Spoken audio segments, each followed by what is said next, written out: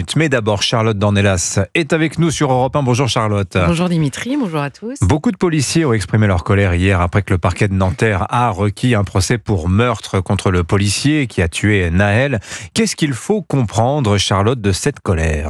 Mais qu'elle perdure, elle n'est pas nouvelle et celle d'hier n'est surtout pas isolée. Le ressort de cette colère est simple, ces policiers aimeraient savoir ce qu'on attend d'eux exactement en face d'une délinquance que tout le monde reconnaît croissante, plus dense, plus dangereuse, plus jeune et bien souvent impunie. Tout le reste de l'année, ces policiers déplorent un manque de moyens, des impératifs chronophages, une réponse pénale inadaptée et reconnaissent trop souvent que leur métier a perdu du sens. Et subitement, la justice semble pour eux ferme, intransigeante, très bien.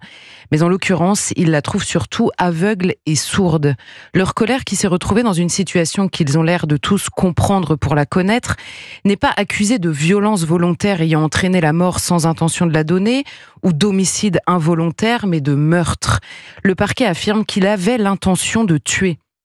Eux le croient quand il dit qu'il voulait simplement stopper la course folle et dangereuse de ce conducteur.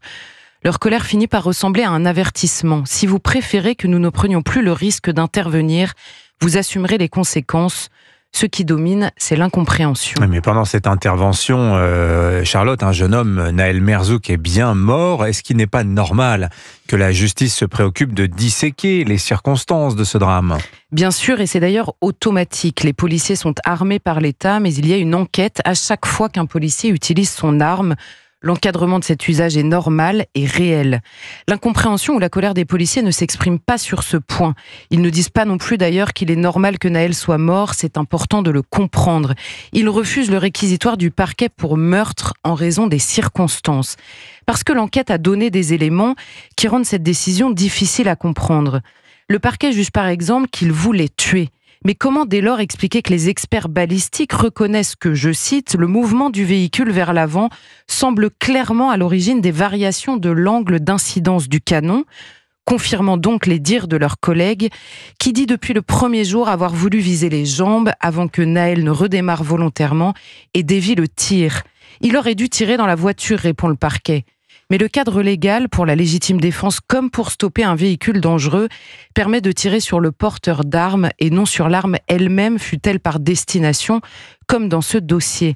Fallait-il arrêter cette voiture, oui ou non ? Si la réponse est oui, alors pourquoi parler de meurtre ? Oui, c'est vrai que c'est interdit de tirer dans les roues de la voiture. Oui. Ça, les policiers n'ont pas le droit de le faire. Il est vrai aussi que la seule conséquence de ce geste est la mort de Nahel, qu'elle n'était peut-être pas non plus nécessaire dans ces circonstances. Et cette question est encore légitime. Mais la jurisprudence précise que si le policier avait des raisons de croire qu'il était en danger ou que d'autres l'étaient, il peut faire usage de son arme, même si les choses semblent plus compliquées a posteriori.